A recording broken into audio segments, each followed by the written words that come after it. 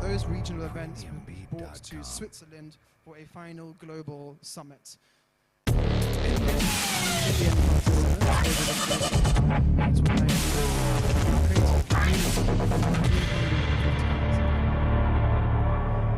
so the entrepreneurs that we've been working with, been putting stories on them. We've been putting the spotlight on the entrepreneurs.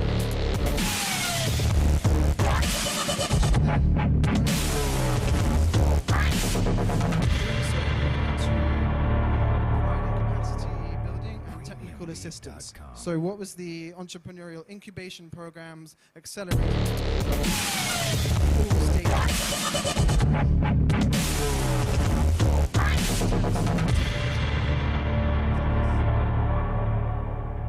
Premiumbeat.com.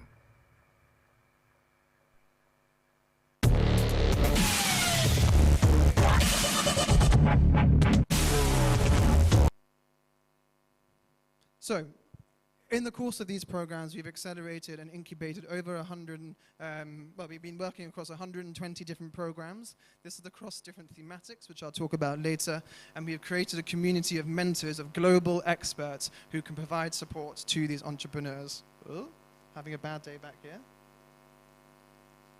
Quick tech check. Should we get a new cable?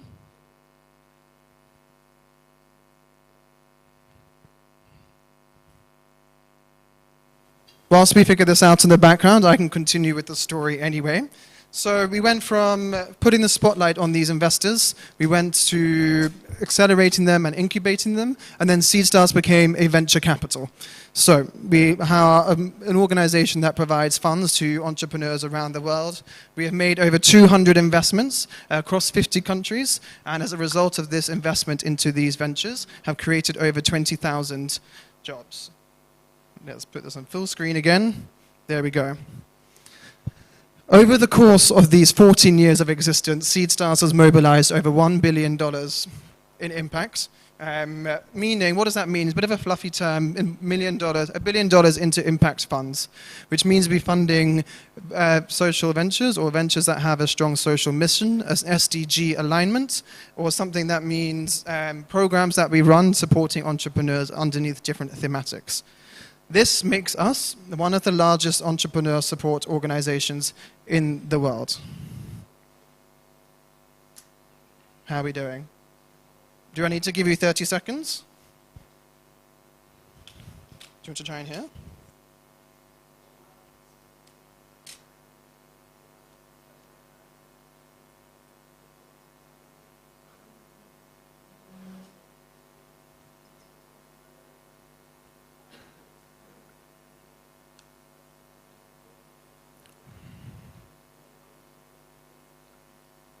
Okay, fingers crossed. Everyone cross your fingers for the attack.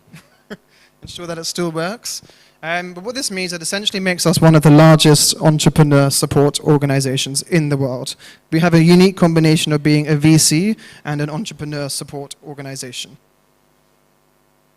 We partner with a whole range of partners globally, whether it's private foundations, development agencies, corporates, it can be NGOs, it can be private sector, and we partner with them across multiple thematics of SDGs, so Sustainable Development Goals defined by the UN.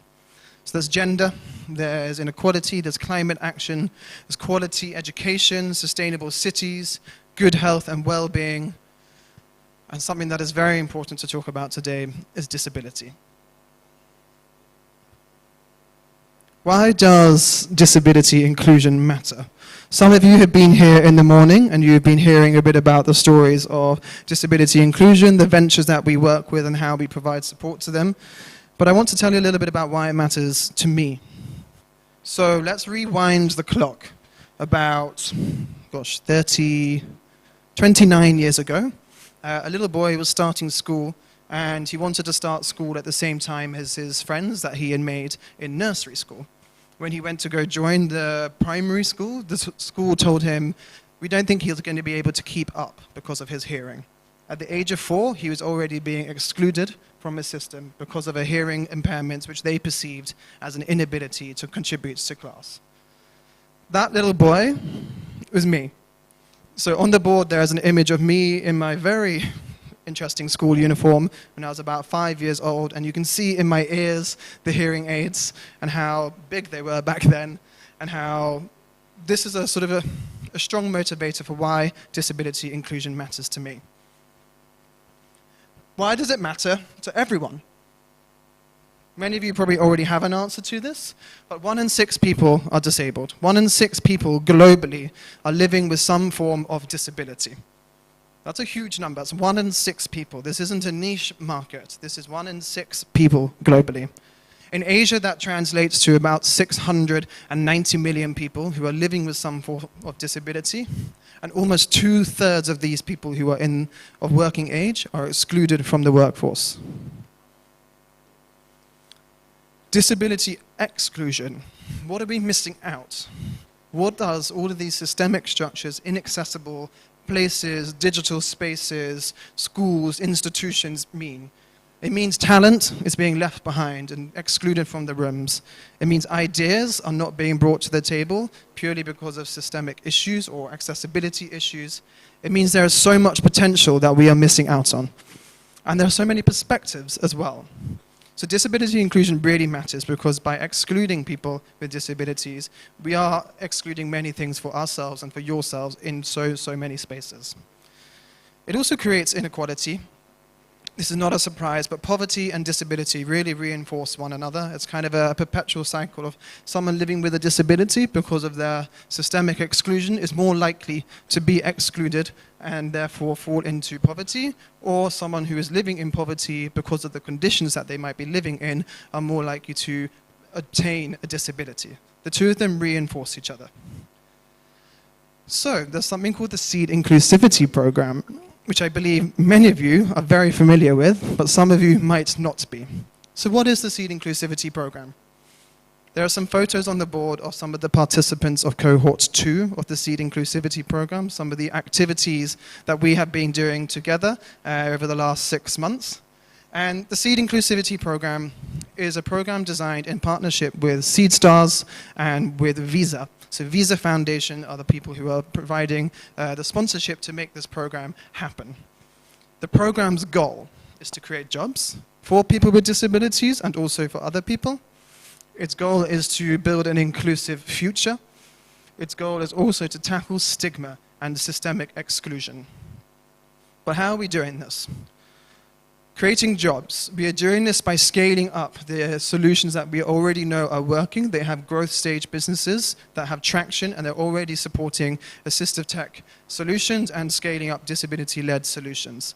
And these are designed to ensure that people who are living with disabilities have access to workplaces, have access to opportunities that mean they are not excluded from the workforce. We are building an inclusive future. You're going to hear the word inclusive a lot today. We're building an inclusive future by equipping the entrepreneurs that we are working with tailored training, mentorship, and access to investors, which is why some of you are in this room today.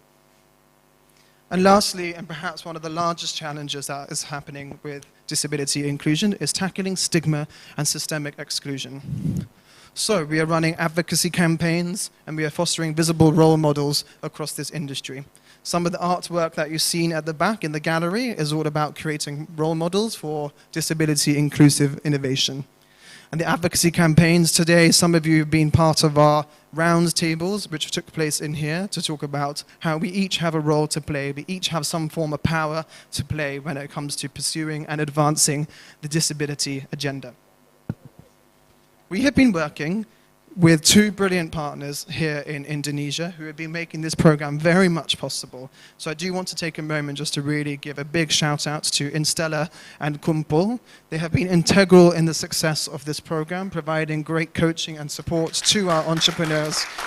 And it's been a privilege to be where I can't actually see them. Where's the Kumpul team and where's Instella team? Woohoo! Nice. Thank you for your support.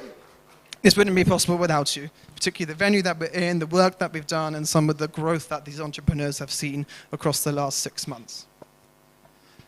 So essentially, Seed Inclusivity is changing the narrative on disability. But no one, I believe, is doing this more than some of the entrepreneurs that we are working with. So, That's it from me in the talking.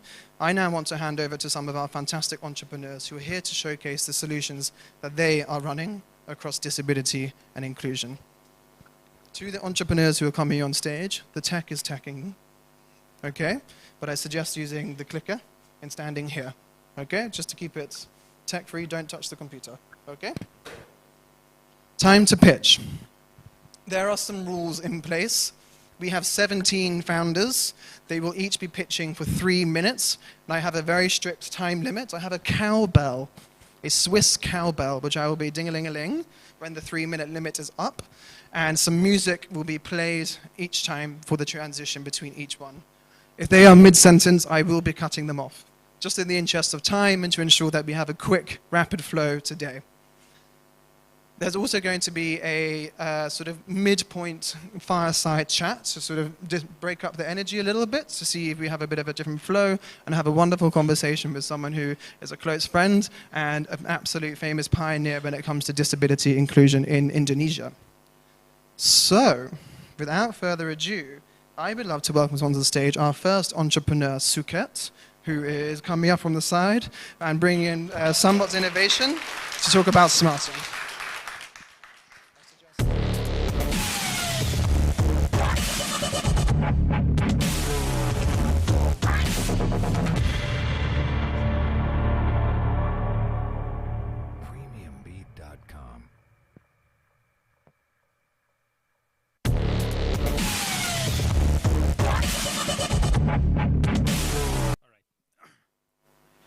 Good afternoon. I am Suket Amin. I am the co-founder of SmartOn from India.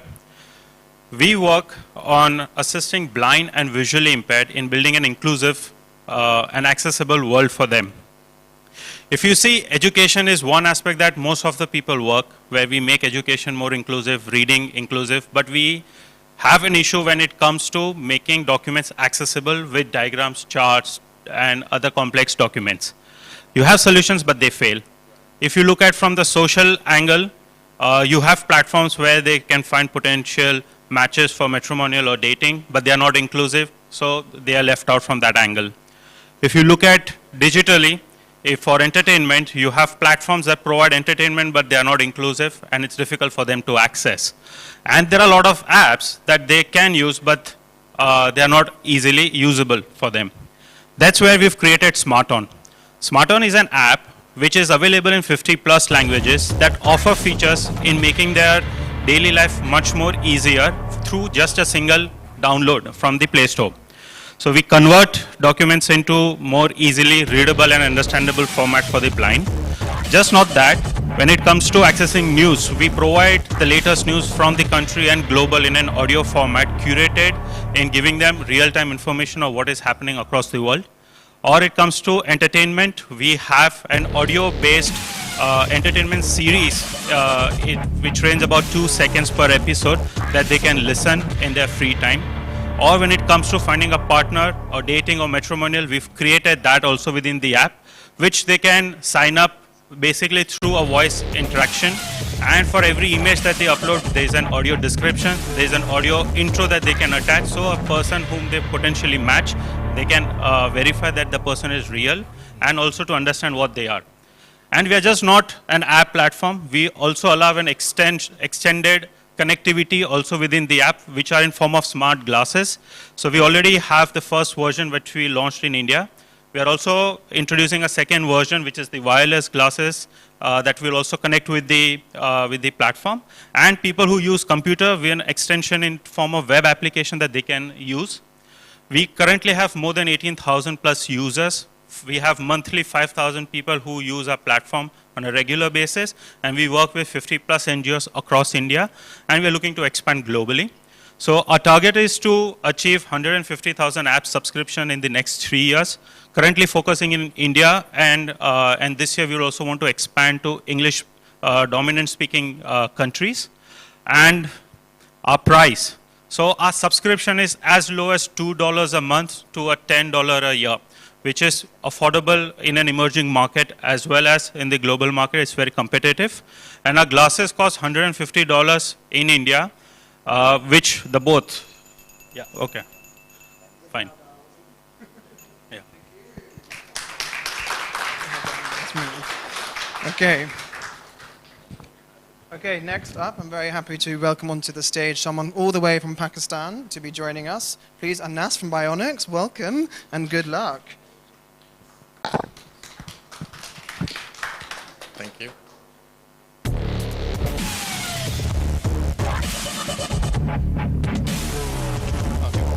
Hi everyone, this is Anas Niaz. I'm CEO and founder of Bionics, and we are building the next Zara of prosthetic industry.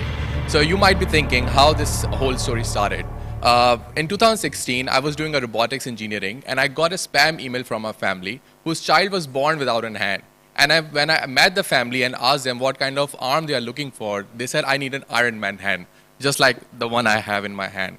So there is 100 million people around the world who are living with limb difference, and only 20% of them has the access to prosthetics. And the reason behind the challenge of this industry is the weight of the prosthetics are very heavy. You need to go to the clinics to get their prosthetic devices, which is very essential for them, and they have to go back and forth to able to get something which is essential for them. So how Bionics is solving this problem? Bionics is not just building a product, but it's also building the ecosystem.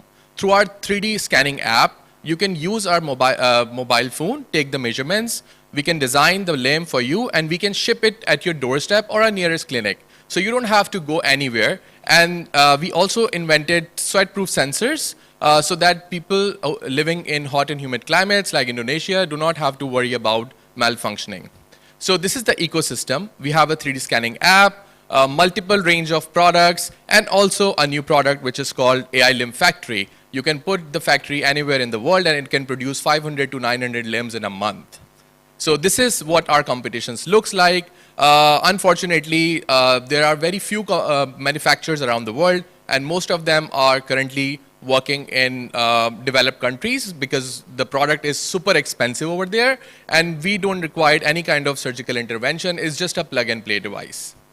This is the size of the market that we are looking at, and these are the proper way of making money. So Bionics is sales, manufacturing TOTs, we have distribution layers, and also we sell these devices to the patients, hospitals, and the distributors. This is what our tractions looks like for the past 10 years. We make around $2.5 million US annually, and we have empowered more than 1,500 users in 11 countries. We have collaborated with very credible organizations like UN Women, and we can also send limbs and people in all humanitarian crisis zone free of cost just because of our partnerships. We have all the certification which is required to sell our products around the world.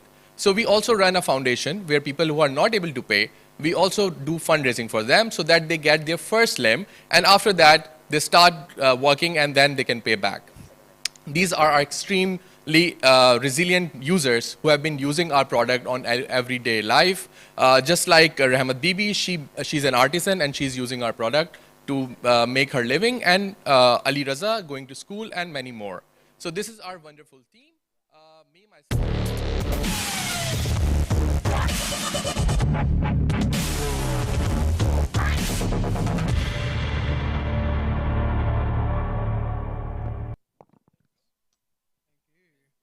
The 3-minute limit is strict, I'm telling you. Next up, all the way from Singapore, we have a fantastic man who gives you the best cookie flavors you will ever know. And onto the stage, please welcome Sean from Inclusivity.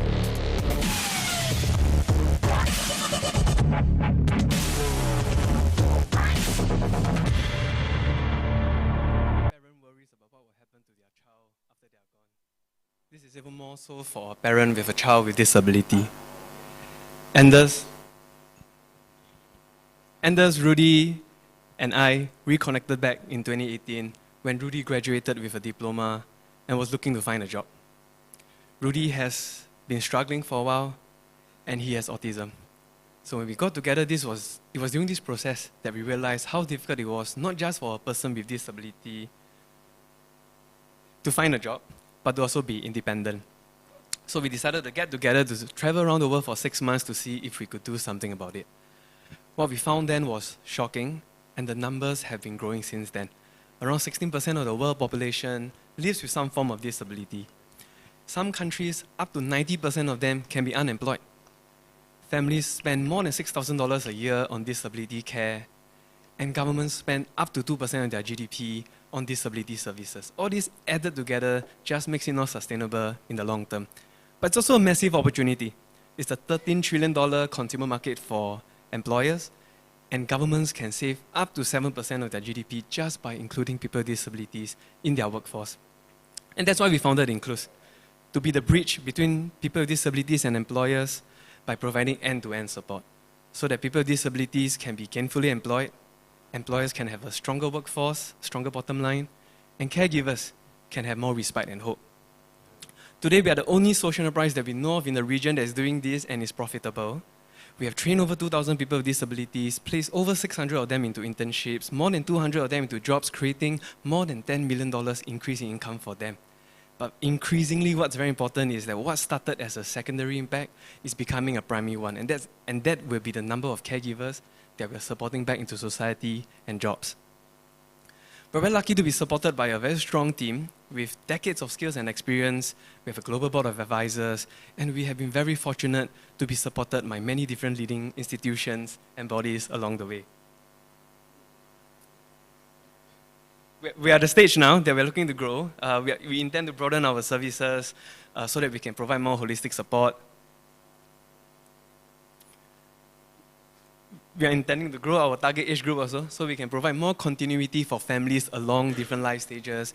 And we're looking to grow geographically. Today we're in Malaysia. We're hoping to expand to Indonesia so that we can impact more lives.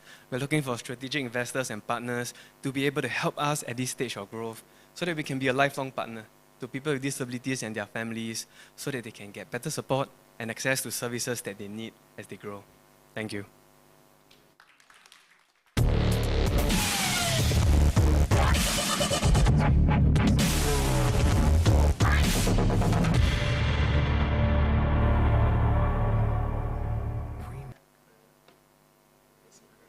To make sure a smooth experience for all of the entrepreneurs on stage.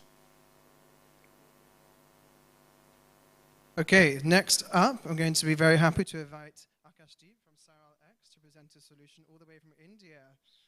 Akashdeep, clicker is in your hands, the middle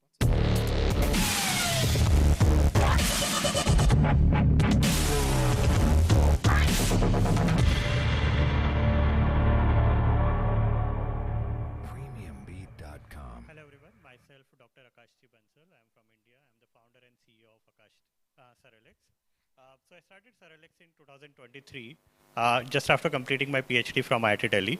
At Seralex, what we do is we help corporates in making their existing digital assets, like websites, mobile app, or anything, like it may be physical devices like ATMs, POS machine, usable by persons with disabilities.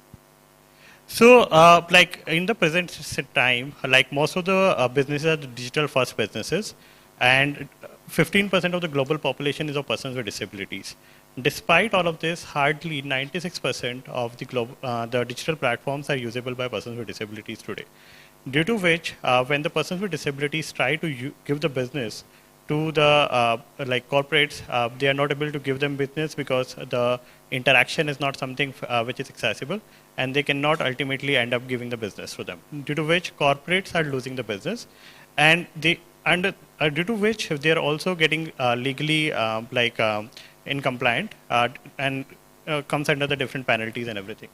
So we are trying to solve this. Like we help that by helping them in providing end-to-end service. Like we help them in through audit, we help them in understanding where are the problems. Through training, we help them in understanding how they can fix those bugs. And then we help them in giving the compliance certificate. Once they are fixed, we verify them, and then finally give them the compliance certificate, which they can submit to the government regulatories and as a proof that they are now digitally compliant. On the next slide, you can see the leading, some of the clients with whom we are working with. Most of them are the leading consumer brands in India. And we are also incubated at IIM Bangalore, which is one of the premier institute of management in India. Till now, in the last 3 years, we were primarily focused on, we were doing the audit manually, but now we have realized the 3 problems in the manual audit. One is it takes weeks to month, even auditing a website or a mobile application. And also it is expensive because it requires a manual effort and everything. And sometimes there may be a quality variation, even though we have the standard SOPs and everything, but still there may be little variations in the quality. So to overcome all of these things, we are now coming up with the AI product. You can scan the QR code on the screen, you can see the product demo. Like if I talk about ultimately what matters is the business. So business, the market size for the digital accessibility is currently predicted at $1.4 billion, which is annually growing at a CAGR of around 8.9%. And the revenue streams which we have is like we charge against the different services like auditing, training, remediation, and also like the product subscription, which is coming up. And in the last 3 years itself, we are able to achieve a gross margin of 40% in the auditing service.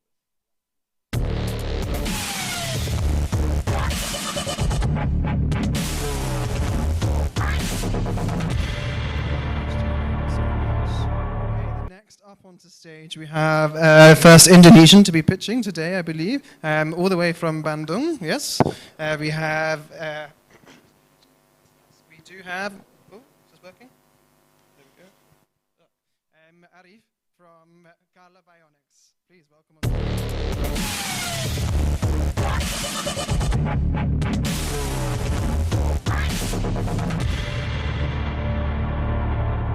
Hello everyone. First of all, let me introduce Saiful and Agung. They represent a common challenge in low and middle income countries like Indonesia. Absenteeism among people with disabilities. Without proper intervention, many struggles to return to productive life, while in fact, only a 1% increase in workforce participation could significantly boost national GDP. At Carla, we build inclusive technology. One of them is an assistive prosthetic arm called Raga Arm.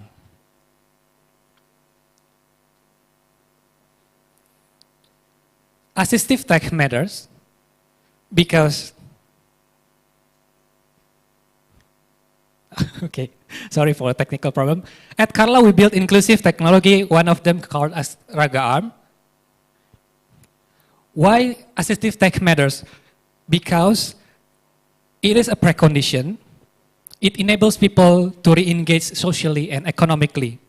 A research shows that investing in assistive technology can generate up to 9-to-1 return. It reduces reliance on care, improving workforce retention, and lowering absenteeism, and also driving inclusive growth. So what about Raga Arm? Raga Arm with holistic approach, our preliminary study shows that even bigger social return on investment across 6 impact dimensions. In Java alone, around 1,800 people need a solution like Raga Arm. Over the past 4 years, 56 users has already adopted Raga Arm, making it the most widely adopted prosthetic innovation in Indonesia. After joining this program, we immediately implement the lesson. We got experimenting in our business. We ran 8 experiments in one special disability empowerment program to test a various key assumptions. The results are powerful. We got new revenue opportunities. We built strong credibility with diverse stakeholders, and we increased positive user sentiment even before our final product was delivered. And this year also, we gained interest from international partners and buyers for global expansion. Therefore, over the past 3 months, we've been running our Raga Arm Ready to Export sprint, moving 60 to 80% readiness. Now, to scale further, we're looking for 3 key partnerships. First, access to social fund manager to sustain our growth. Second, cross-selling partner in disability empowerment program and access to grant to scale and deepen our impact. Third, a research grant to scale our other inclusive technology. Carla was founded by me, Arif Indra, with a background from social and business.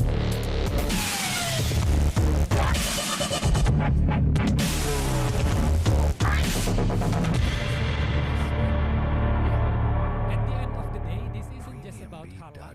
about giving someone the ability to be proud, active on their own. Thank you so much. Okay, that's our first Indonesian representation in the room, but we have some more for you. Coming onto stage, we have from Peta Netra, Yafon. Please welcome onto the stage, presenting Peta Netra.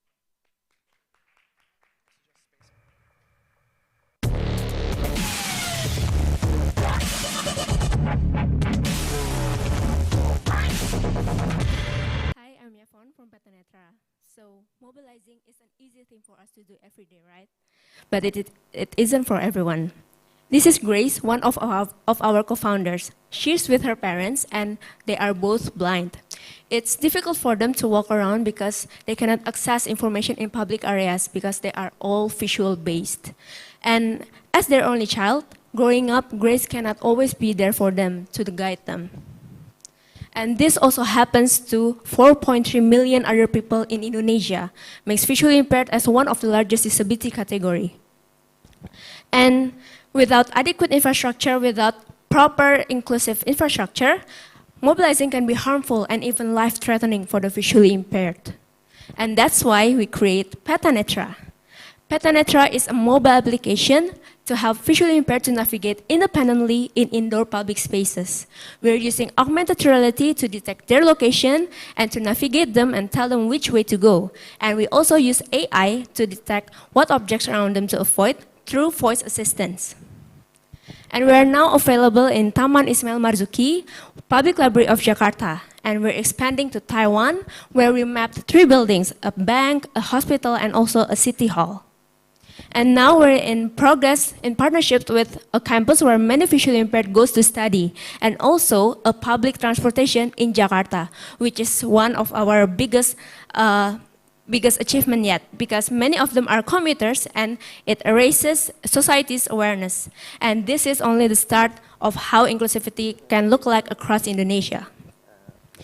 We are offering on-site mapping and also industry-specific customization to private and public spaces. And for just $4 a meter, we can increase buildings' accessibility and unlock new visitor market. And we're now downloaded over than 3,500 users. And quoting from our users, Petanetra is a game changer. They cannot wait to use Petanetra in the places they usually visit. And now we're covering more than 500 meters, and there is so much room to grow, to acquire more million meters to facilitate 4.3 visually impaired people in Indonesia alone. And our product is selected among 100 applications in Indonesia to be presented to Tim Cook, CEO of Apple. And we represented Indonesia and became the best pitch winner in an international summit by the World Trade Organization. Thank you. And we're spreading awareness and sharing our story through media to conferences because we believe that inclusivity requires collective society awareness. And these are the women behind Petanetra. There's me, Yafon, and there's Jessie, and there's Grace.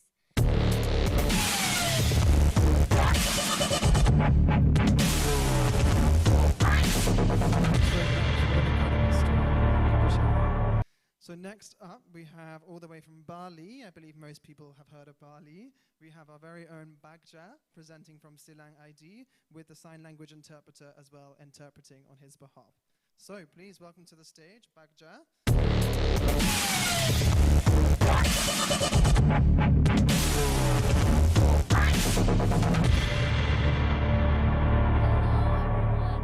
My name is Bagja, and I'm from Silang ID. So today I will be presenting and telling my story in Indonesia. About 7 million deaf who are deaf. And they face a lot of communication issues, a lot of struggles in communications. For example, I myself experienced this when I struggled to communicate while accompanying my mother who had diabetes at the hospital. It was a challenge. So, here we provide a solution. The Silang Interpreter video calls. Silang interpreting video calls, connecting deaf individuals with the hearing world, through video calls that are on demand with sign language interpreters. So over the past 3 years, we have generated 2.9 billion rupiah in revenue with around 774 active clients.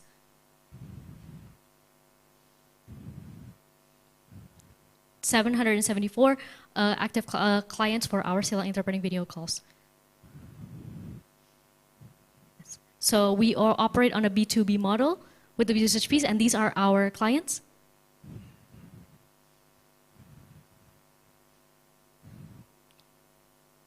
So we are seeking funding around, so we are also collaborating with over 60 interpreters. So this is our business model. We operate on a B2B with using our own application. So it's also on a usage-based fee. But for enterprise clients, we do offer a contract-based package. So for more higher volume needs for Silang interpreting video calls. Yeah, so we do hope that we can utilize AI in order to upgrade. So this is our team, and we do have experience, and we are also a part of the deaf community.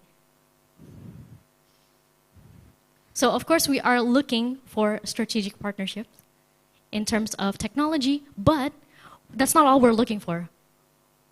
We're not just looking for support, but we're looking for partnerships with hospitals, clinics, primary healthcare providers, so we can expand in places where we need it the most.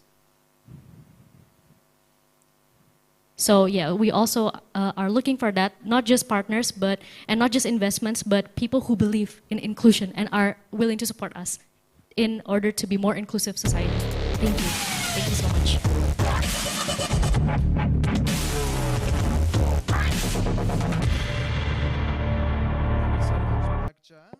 Great to hear from the mission of Silang. Next up from stage, coming from India, we have One Special Place, which is being led by Pratiksha. I recommend you press the spacebar only. Okay.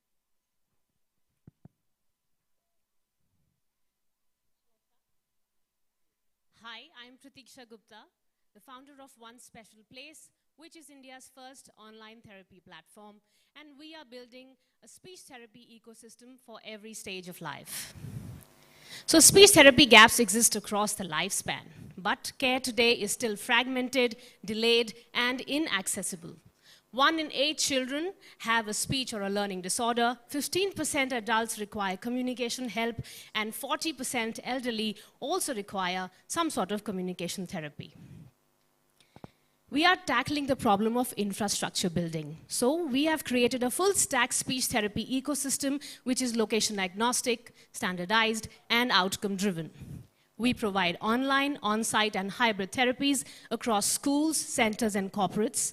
We are powered by our proprietary technology. We are standardizing the delivery, training, and therapy protocols, and our model is clinically proven, measurable, and certified. The market opportunity is huge. It is $500 billion market across India and the global south, and it has become all the more accessible due to better digital adoption and rising awareness of speech and developmental disorders. With the B2C online therapy model, we've seen a strong traction and profitability so far, and right now, with the 6 months support of Seedstars, we've also closed some good B2B collaborations. We are staring at a growth inflection point, and we can reach a potential 2 million annual run rate after 24 months. Our numbers look good. Our client retention average is almost $750 and can potentially go up to $1,500.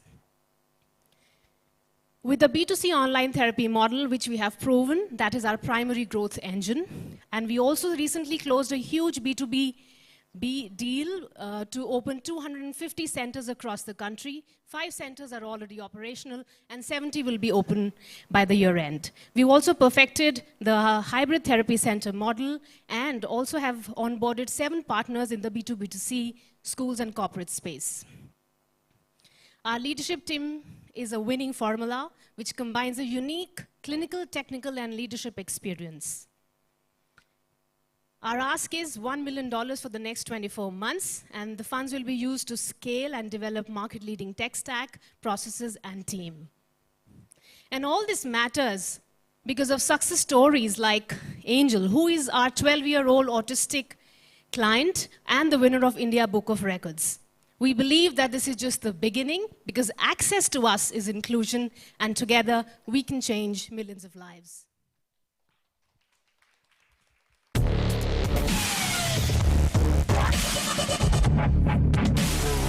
Okay, so next up, what we have, before we go into some more pitches, we're actually going to have a little chat on stage with none other than a close friend that I mentioned earlier and one of the alumni of the Seed Inclusivity program.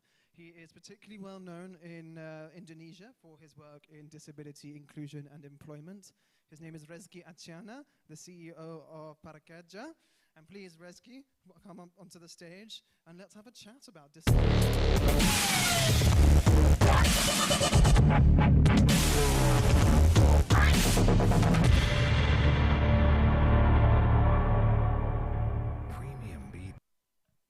Okay, so this is a very nice little thing for me to do, which is to share the stage with a good friend and also a particularly impressive man. We have a few things we want to talk about together, and I'm going to sort of ask Rezki some questions, kind of like you're not here, and we're just going to have ourselves a nice time on stage, okay?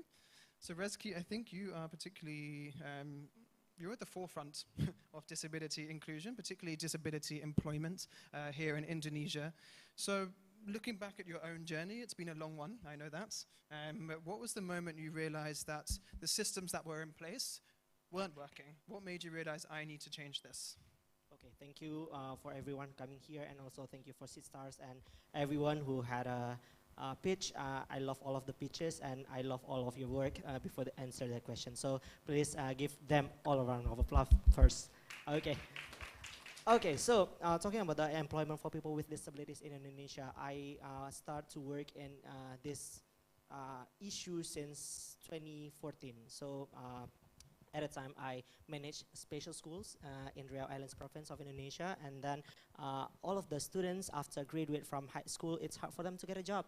Even we already give them a lot of vocational trainings. We train them to many enterprises with the government as well. And then why it happens when we see our evaluation, it's good. They have a good mark on their ability to work, but when they graduate, why it's hard for them to get a job. We already help them with the CV interviews, and it's still hard for them to get a job. If they get a job, why it's hard for them to work at that place for at least 1 year.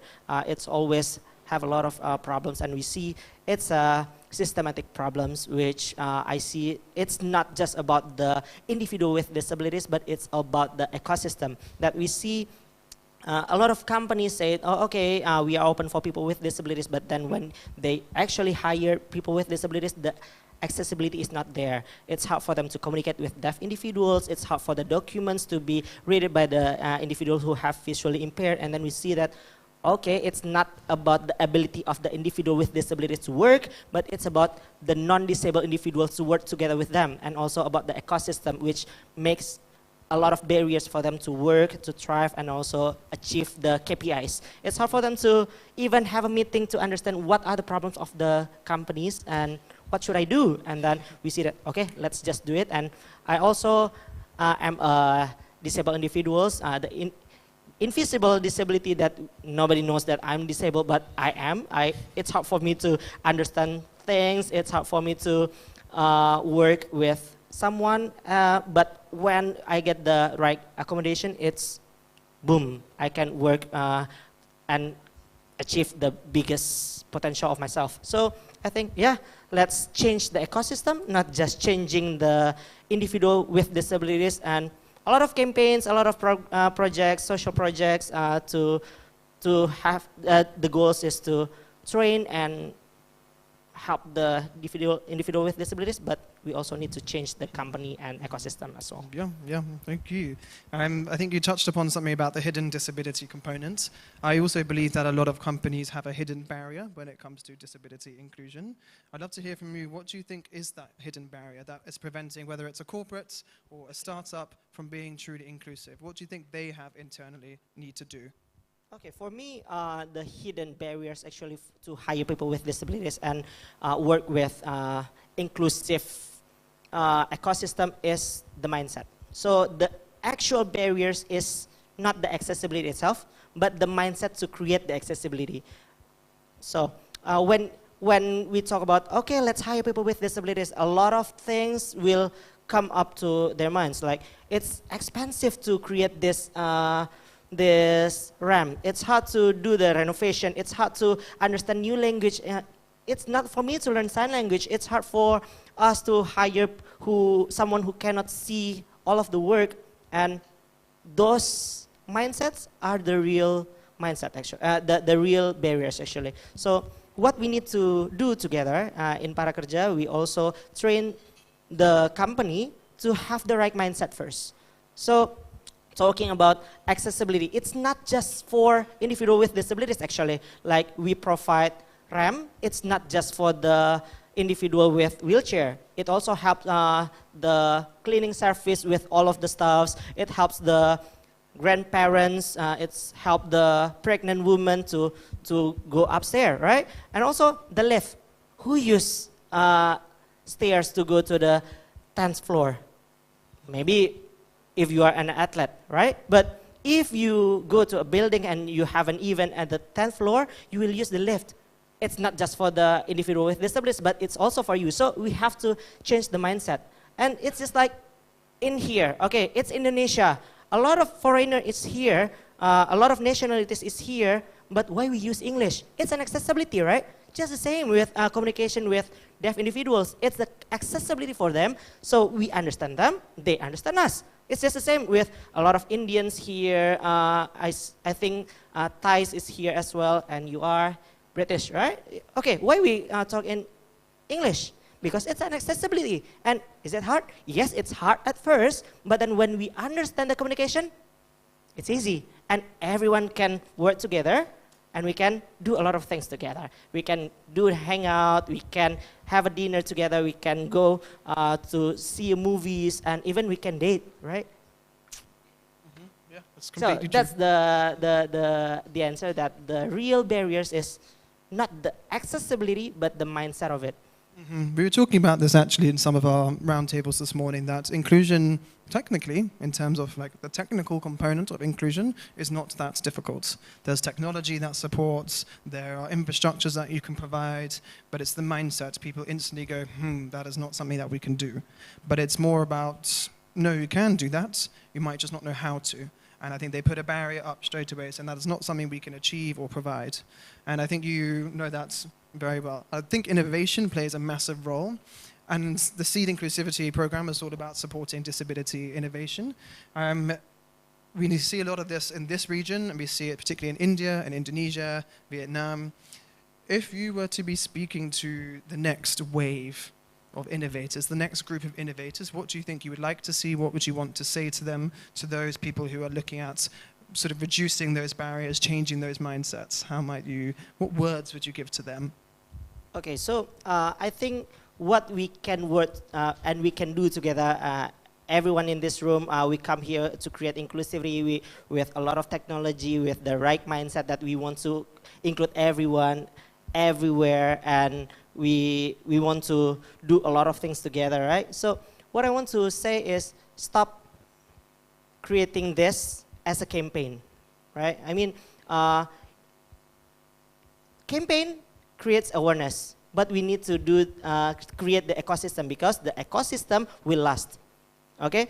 People will know if we just do it as a campaign, but people will do it if it's an ecosystem, okay? People will try to communicate in sign language if there are a lot of interpreters. Silang.id will help you with the interpreters. We will have the opportunity to go somewhere else with individuals who have visually disability. with Petanetra, right? So it's not just about the campaign. We don't want people just know about this issue, but we want everyone to have participation there. And also for the founders, what I want to say is, let's make this not just as an awareness, but let's create it as a ecosystem. That's why I love all of the pitches that you said, okay, we do it in the university, in the hospital, at the malls. We help a lot of people, disabled, non-disabled. We also do this in many settings. And yes, that's how we should do it. And also for the funders, with everyone who have the money and the investors, maybe we can have the same mindset that when everyone is included, people with disabilities, non-disabled individuals can work together. We can have a lot of ideas, creative ideas that, okay, these things is important. It helps life, it saves lives. And when we stop making this as just an awareness, I think it will last and we can collaborate together. And maybe some of us work in the same issue, maybe we have intersection, but I think for us as the founders, as the entrepreneurs, I think we also can stop seeing our competitors as someone that we have to compete with. Why don't we just collaborate, right? I have my own ability to create the ecosystem. You have your own ability to create the products. You have the ability to connect us with the government, with investors. You have the ability that maybe I don't have. So what I want to say, let's create the ecosystem together and stop making this as just an awareness. Thank you. Yeah, that's, I think, why we have so many of the people in the room here today. Rezki, my final question is a bit more of a, I wouldn't say it's not super personal, but I'm very interested to hear from you. What are you super proud of? What of the work have you seen, whether it's in Indonesia or your own work, are you super proud of when it comes to disability inclusion? Superpowers? Oh, so what I'm proud of.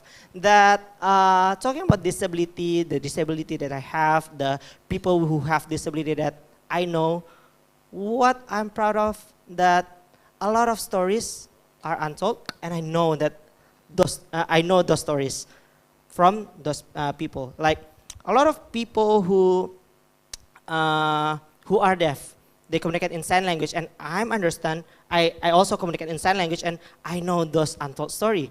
You don't know that, but I know when I communicate with them. And a lot of people maybe don't know what does it feel to be individual with disability in a wheelchair, blind people and everything. Like blind people, they don't see, but they have a dream. I know those dreams, what they look like. So I'm so proud to have these stories that, oh, you don't know this story? I know the stories. How you can know the stories? Let's have a connection with disabled individuals, and they will tell you a lot of stories that you never heard of. So that's what I'm proud of. That's beautiful. Thank you. Well, listen, Rezki, thank you so much for joining us on stage. It's great to have you back in the Seed Inclusivity program. We are going to crack on with some more speeches. We've got some more brilliant entrepreneurs coming up on stage. But thank you so much. Thank you too. Terima kasih. Terima kasih. And without further ado, we'll invite up onto the stage our next entrepreneur.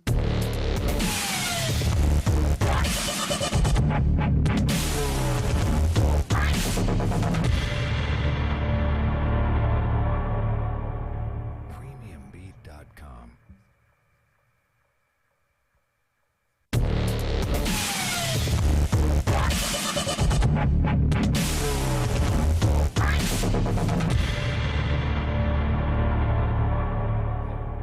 Premiumbeat.com.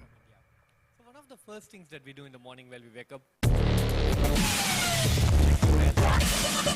and what do we need to use them? Our hands. Now let me introduce you to a person who does use her smart devices, not using her hands. So she is Dr. Nonita Gangwani. Her goal is to become a lecturer, and what she does is she keeps the phone on the table, then she now uses her phone to presentations. It's not just that there are millions of people with different kind of disabilities which affects their hand movement, and people without disabilities also which affects their hand movement. So what do we create this? What do we create to make smart device accessible? That's where Mouseware is involved. So Mouseware is award-winning India's first. India's first. Yeah. Okay. Head wearable device that enables hands-free control of computers and smartphones with simple head movements. You can just strap it to any headgear and move your head. The cursor on the screen responds to your head movement, and they can also navigate their wheelchairs as well with the same device. These paintings are actually made by Dr. Nunita, who saw earlier with Mouseware on MS Paint. And it's not just these paintings, even people can play games with head movements. People with and without disabilities can have an immersive experience of engaging head movements. And we have 400 plus happy customers worldwide using this device for their education, upskilling, employment. So it has it has made them financially independent. There are these camera-based solutions.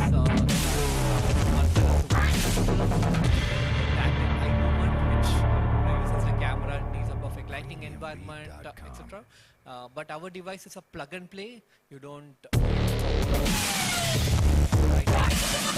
So we retail it at $500 and we can bring it as well. So what's next? I mean, while we have developed a head tracking device, why can't we multiply the same technique for different body parts and track full body motion? Performance analytics in the space of rehab exercise tracking or sports performance analytics, etc. So we are looking for an small check of $200K US to scale our assistive tech business and get into the motion wear, which is the last product that I showed you. So yes, thank you. Join us in transforming movement science together.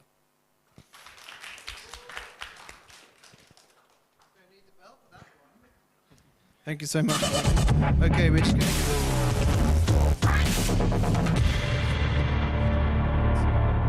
and then we can continue on with the rest of the pictures. But I hope you're being inspired so far by what we've seen, the different types of disability that all of these entrepreneurs are working with, and who they're working for. So tech seems the mission critical here. But before we do that, I think we can get ready for the next entrepreneur. Who will be coming up onto stage, which would be Dilip from Thinkerbell Labs. So just as we secure this, we'll let you get ready, okay?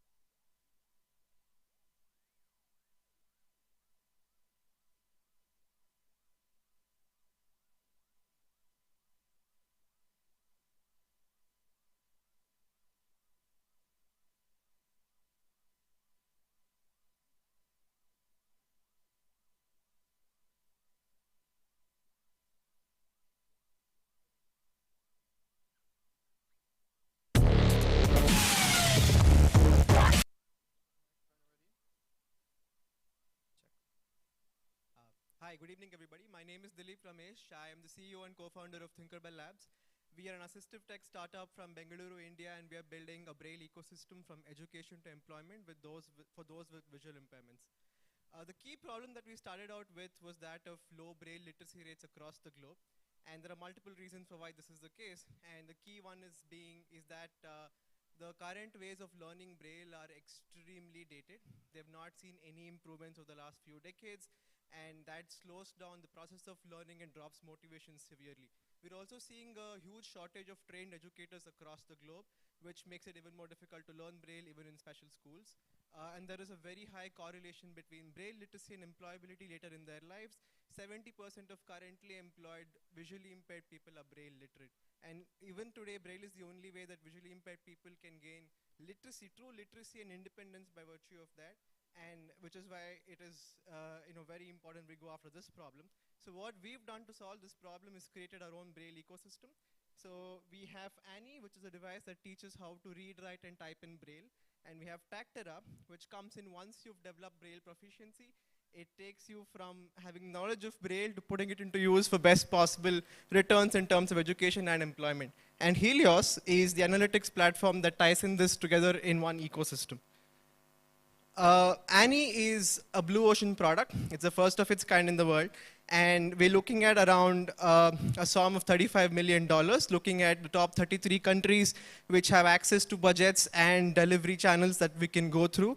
But Tactera is a red ocean product. There are others in this space. But with our own technology that we've developed, patent pending, we're looking at a huge cost advantage that can give us a significant scale opportunity.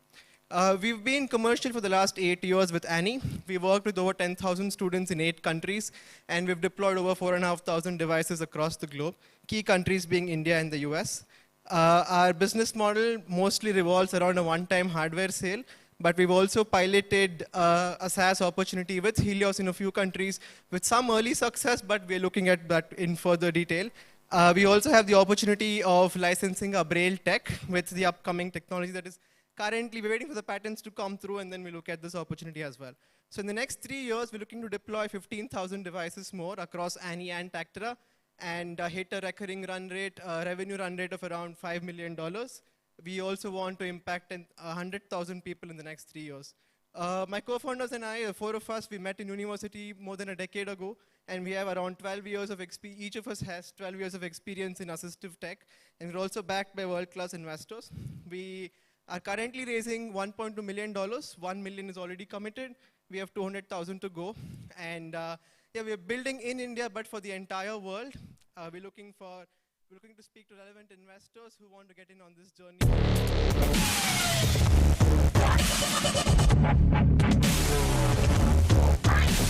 Okay, next up from India, we have Shakul representing his organization, which we're very, very excited to hear more about. iSTEM, please welcome onto stage with Shakul, and we'll hit supporting.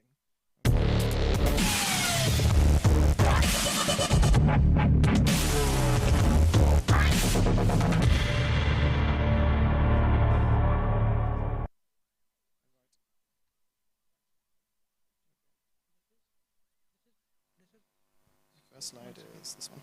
This is right? Yes. This is left? Yes. Right now on this slide? You're on the first slide. First slide? Okay, cool. Hi everyone, this is Shakul, co-founder of iSTEM. We are working to enhance employability of people with disabilities in India.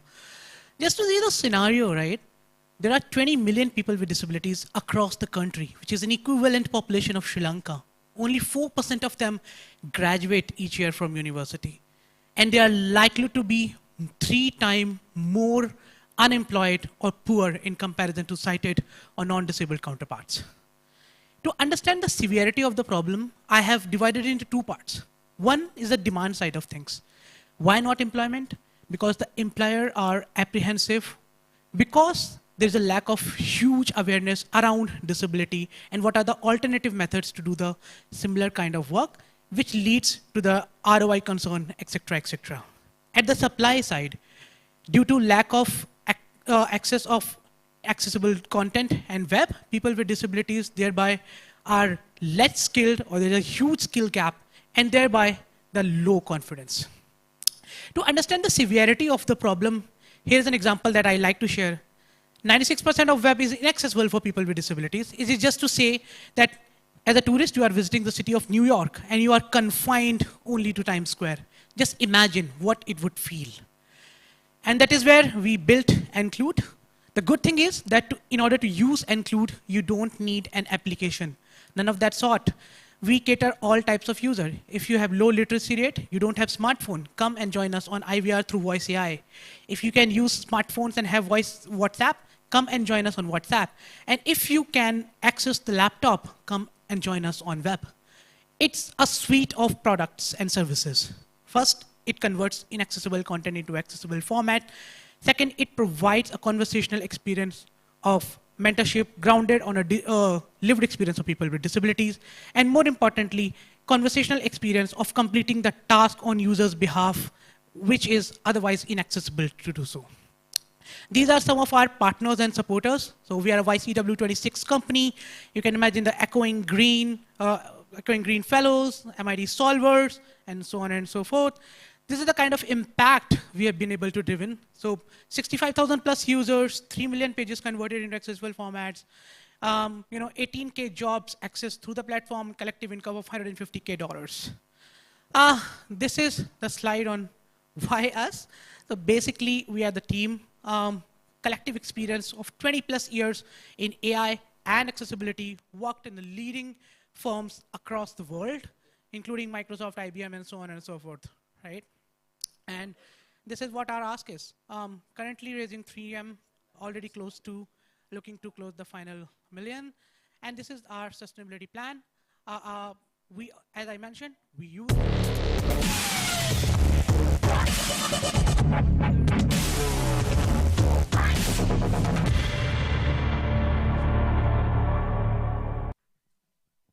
Okay, thank you so much for iSTEM.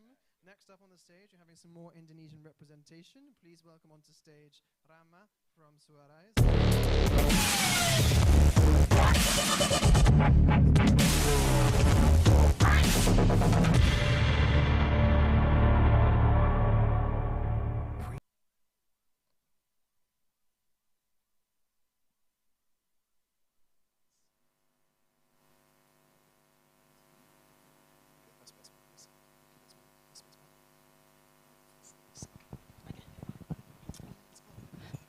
And okay, good afternoon, everybody. My name is Maud from Suarais, and we're focusing on enabling disability digital ecosystem. So 8 years ago, I started Suarais with training for vision impairment for content writing. And I thought that empowering disabilities means equipping them with skills for the job market. I was wrong.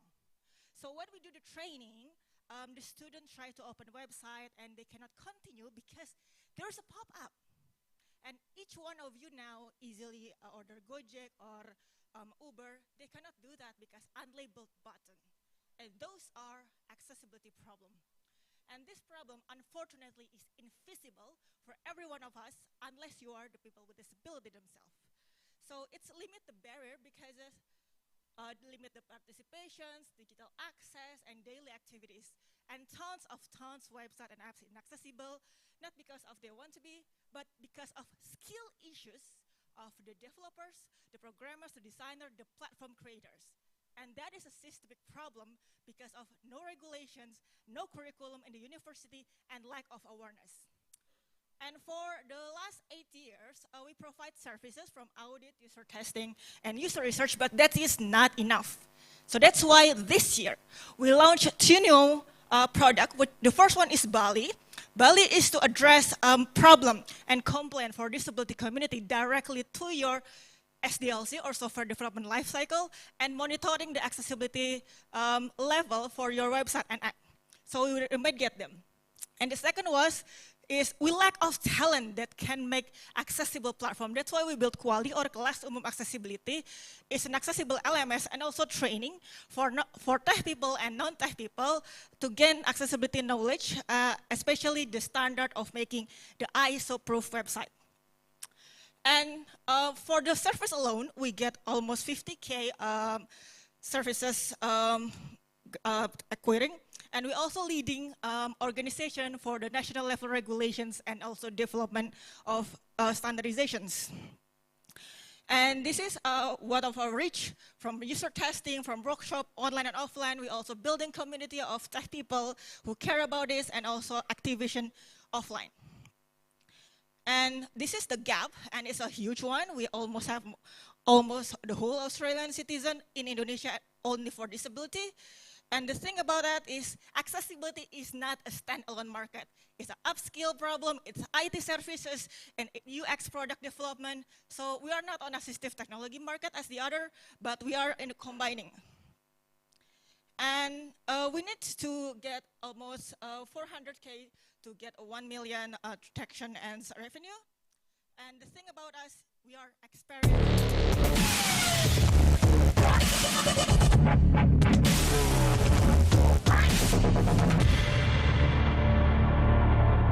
Next up onto stage, coming from India, we have our very own Jay representing Deep Vision Tech. Jay, please welcome onto the stage.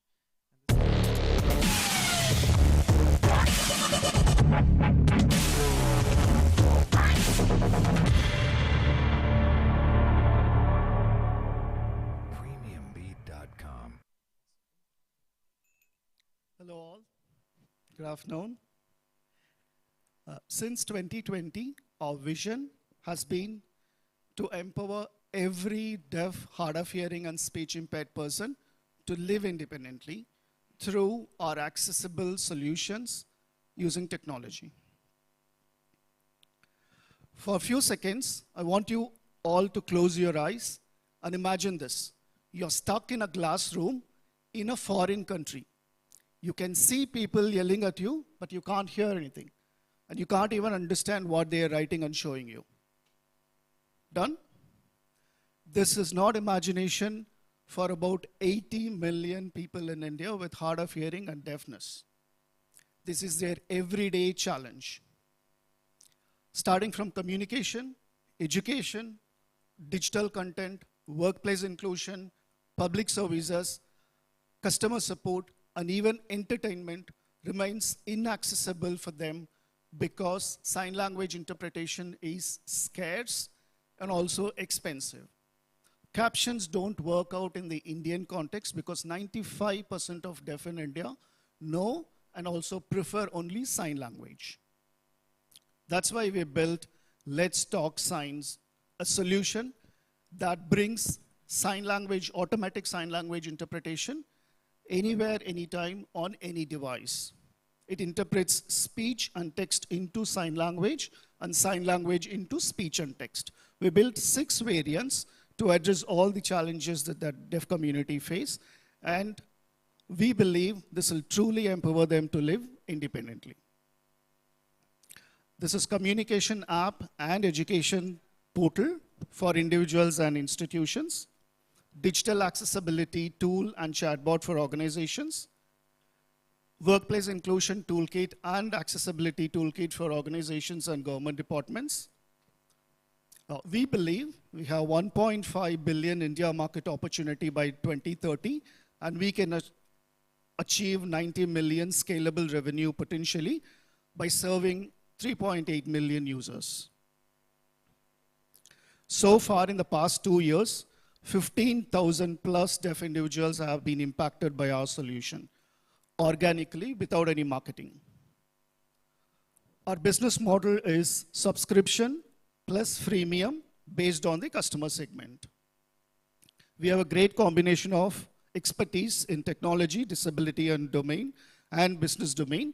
We're getting great help from mentors. Most importantly, the community is supporting us a lot. And the ask is for you to help us in reaching 1 million deaf individuals.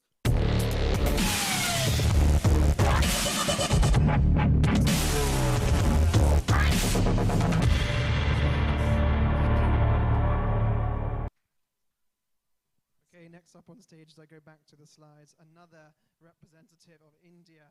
Please welcome onto the stage,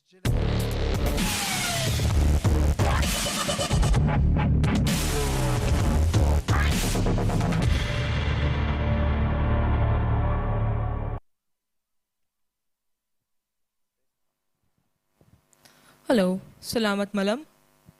Namaste. My name is Jilika Trisal, and I am the co-founder and CEO of a startup called Cognity in India. So at Cognity, we are building the infrastructure for inclusive education. 1 in 5 school-going children in India have a special learning need like autism, ADHD, dyslexia, or intellectual disability. That is almost close to 50 million school-going kids in our country. And they're often called as lazy, slow, weird, difficult. And why I can tell you all this is because my brother and I were two of those kids. What actually happens today is simple.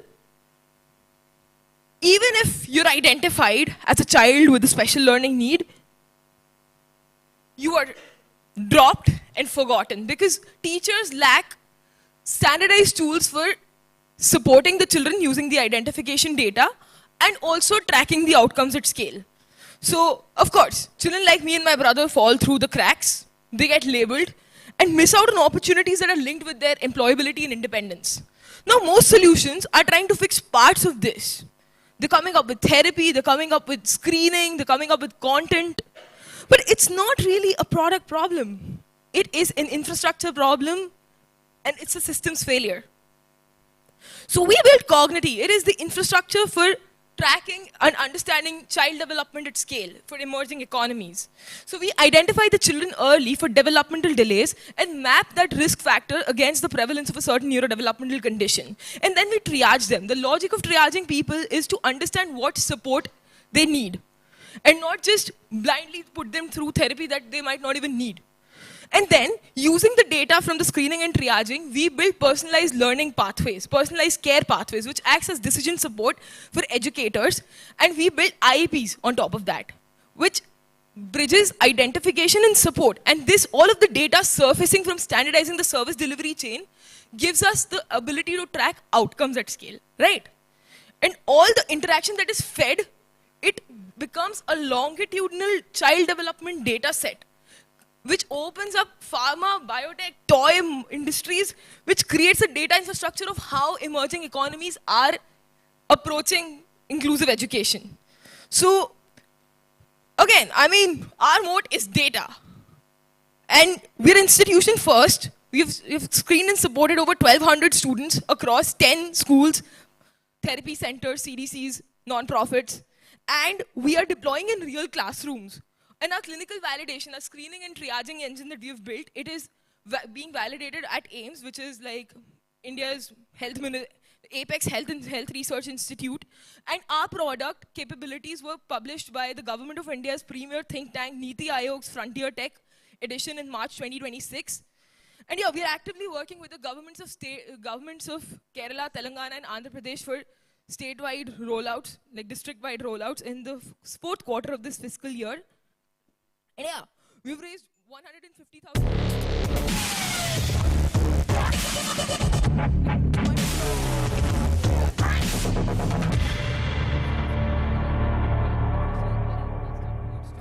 Who wants to build the future of inclusive education with us? Call me.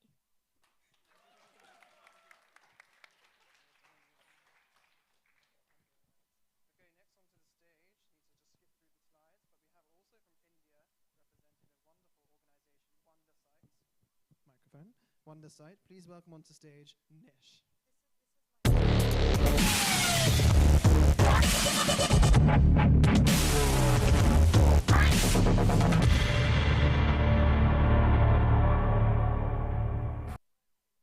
Just checking the slides. Premiumbeat.com. Without further ado, Nish, good luck. Thank you. Thank you. Good evening, everyone. I am Nishtha. I am a clinical and a neuropsychologist and chief medical officer at Wondersight Health. Today, we bring to you Neura AI for physiotherapy and rehabilitation. One of the questions that I want to ask you, how many of us have gone through an orthopedic or a neurosurgery, or let's say a loved one has gone through it? Yeah? Have you guys taken care of them? What about rehabilitation services? AI-generated reports or any report for that matter. Ever asked their doctors that, hey, how's the progress like? This is where the rehabilitation market is fragmented. It's manual, it's error-prone, which makes it resource-intensive. So the numbers kind of look like this. We have around 2.5 million surgeries that happen annually just in India. Our physiotherapist or therapist ratios are absolutely appalling. and about 50% patients drop out from rehab. It's subjective, it's non-standardized, and if you ask your orthopedic that, hey, what's the range of motion like improvement from yesterday, the orthopedic doesn't know. Why? Because it's vision-based, which is really sad. So the system is extremely expensive. Your gate labs or any infrastructure that is put in physiotherapy centers is extremely cost intensive. And this is where Neura AI and VR solution comes. We are a full stack therapy service provider and a digital assessment tool where the kiosk does all the reports, assessment for the clinician, and the treatment augmentation is through VR for neuro rehab, ortho rehab, and mental health. Now, looking at what we do, we are a state-of-the-art computer vision AI technology. We do gait analysis, range of motion, balance and fall risk analysis, which is extremely important for old people and elderly, posture analysis, pre and post-op tracking, and VR therapy. We're just not situated at a center, we also come to your house. Now, looking at our clinical validation, joint range of movement, gait matrix, change detection compliance, when we look at it, our numbers are extremely well, they stand really tall in your gold standard, which is YCOM, goniometer, etc. Looking at the revenue model, we have two offerings that we have. One is the assessment kiosk, which stands mostly in your radiology departments in hospitals, even in some corporates. And then we have the VR therapy service device. Again, all of these numbers are in INR because currently majority of our business is in India.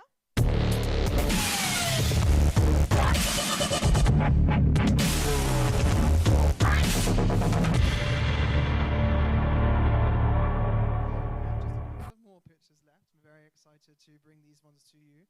Also from India, Neha, please welcome on stage.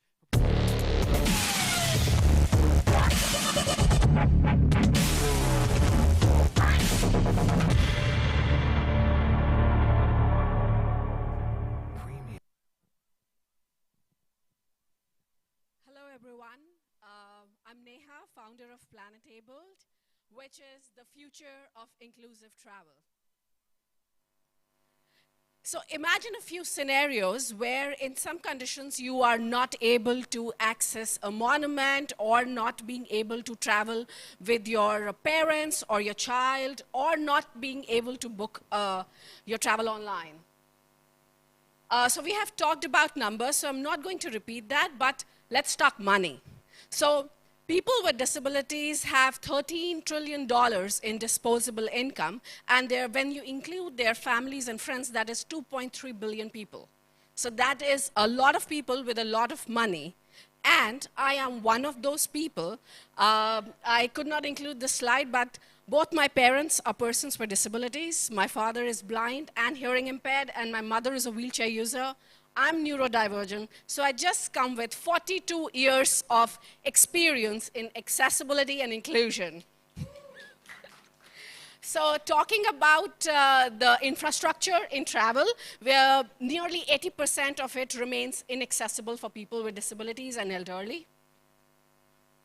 Here is a consultation that we did at United Nations Vienna, which talks about the difference in what an establishment considers accessible and what people expect to be when they travel.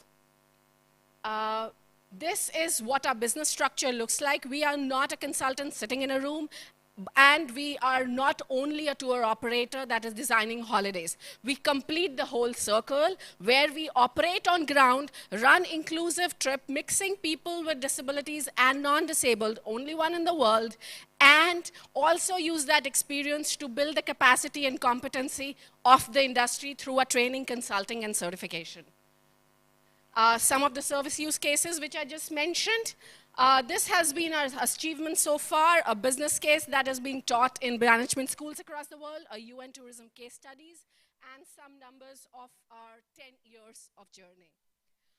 More than 30% is what people with disabilities spend. I'll move along because we have less time left. some of our reviews, and the team, which includes people who have experience in accessibility. And what next? This is what we are projecting for next year by 2027 to capture the market in Asia.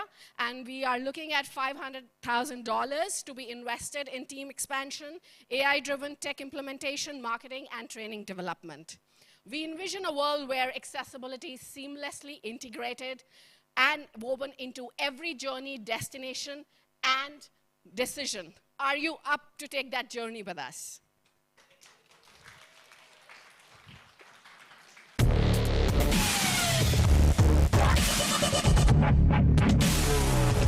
Last but not least, I'm very glad to be welcoming onto stage the final Indonesian representation. Please give a warm welcome to Audi from...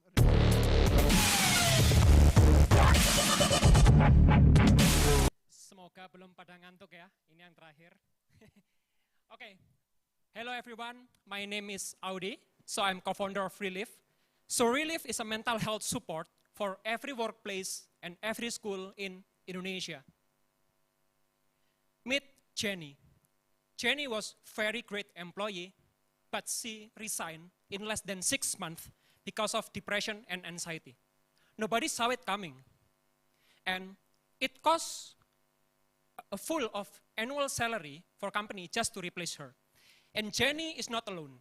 1 in 3 Indonesians have mental health problem, and 91% never get help. It costs around 50 billion US dollar for Indonesia because of this problem.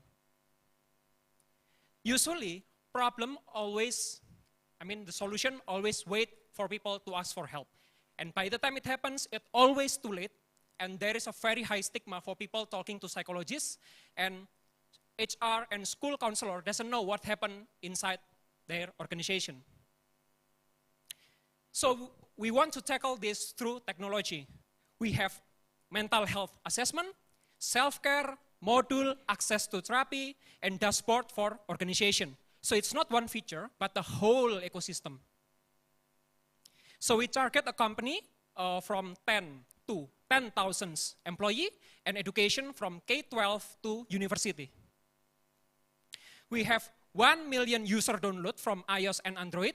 We have onboarded 3,100 organizations, and we have 900,000 social media followers to distribute our initiatives. Usually, other telehealth solution, you book, you talk, and it ends. From our platform, every interaction makes us smarter. So we capture and label every interaction. So imagine, if your organization wants to know what is happening in your company, in a rainy season at 2 a.m., we can know about their well-being.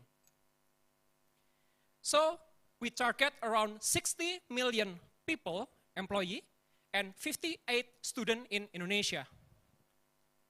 So Maxi is my co-founder, he is the business guy, and I'm Audi as a business development. This is our clients. And I hope by 2030, 280 million Indonesians who needs help will be detected, supported on the path to recovery. Let's join us. Thank you.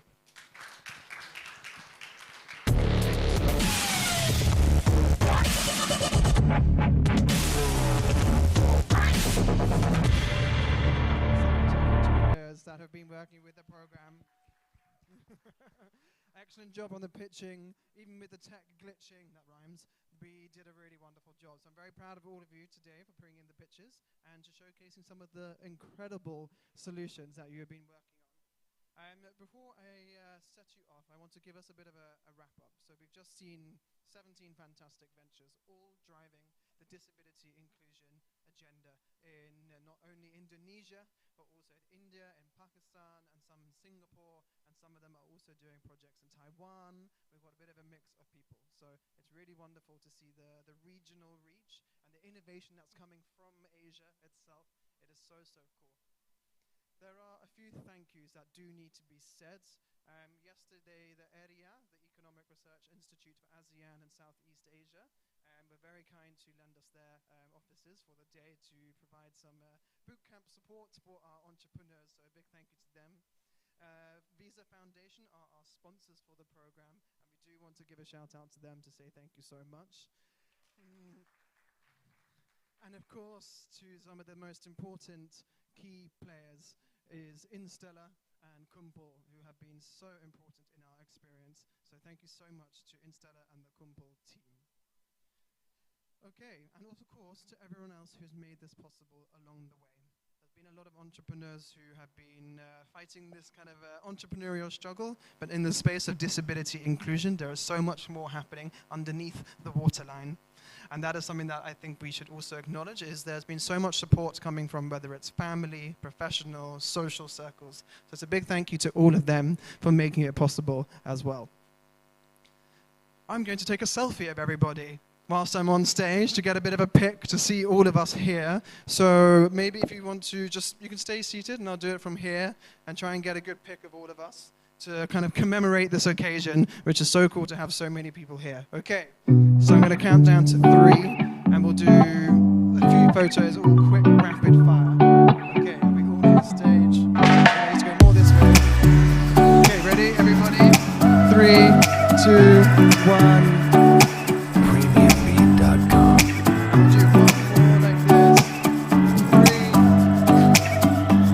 Seedstars team, everybody. 1, 2, 3.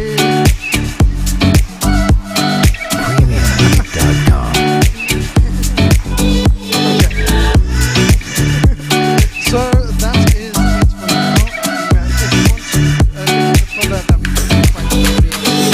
want to go fast, go far, go hard. So that is our motto as we leave the room here. From now on, there will be a Seedstars winner taking place, which is our concept and networking. Meet with some of the entrepreneurs. Please them when you can. For now, the plan is as a bit of free time before we move into the main area for the evening of the Villa networking, okay? And we will announce when that will happen. I'm getting some kind of confusing sign language from my team. Okay. Thank you so much, everybody. This has been a brilliant experience. I hope you've enjoyed yourselves. It's been great to have you here. One more final round of applause. Okay. All right.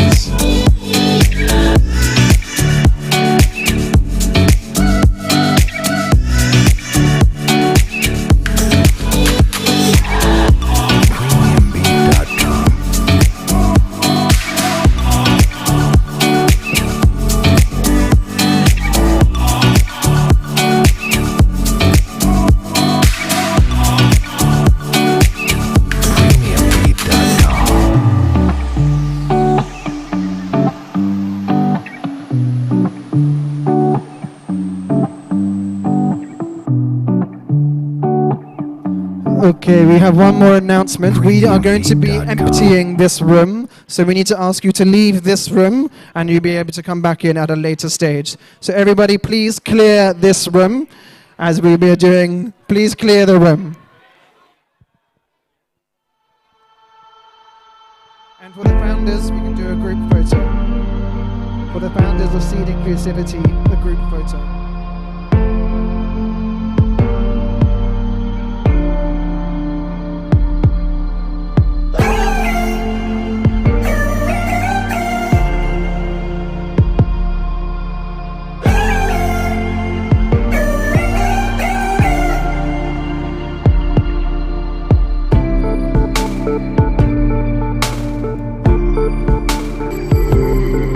So for the Seed Inclusivity founders, please come for a photo.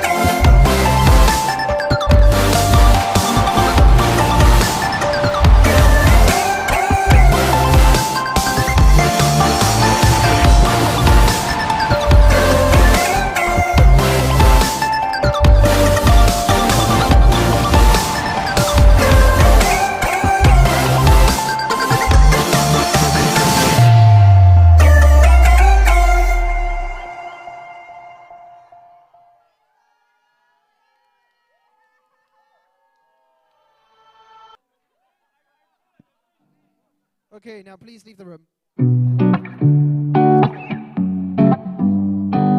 Take your bags with you. Take your bags with you.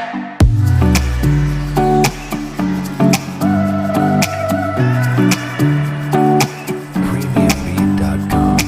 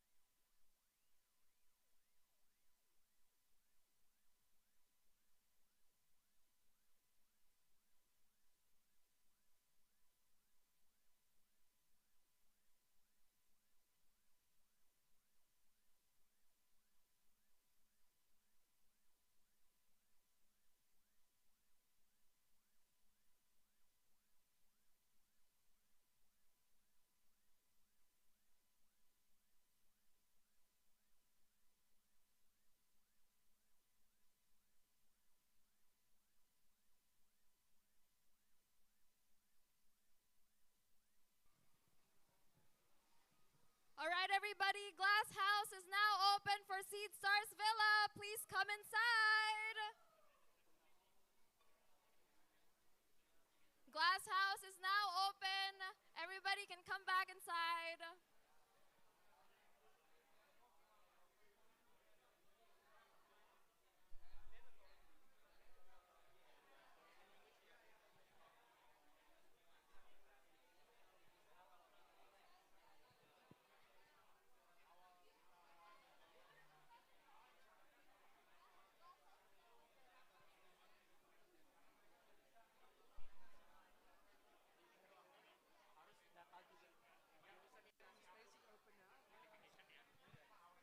But this is just in there. So people can enter if they like.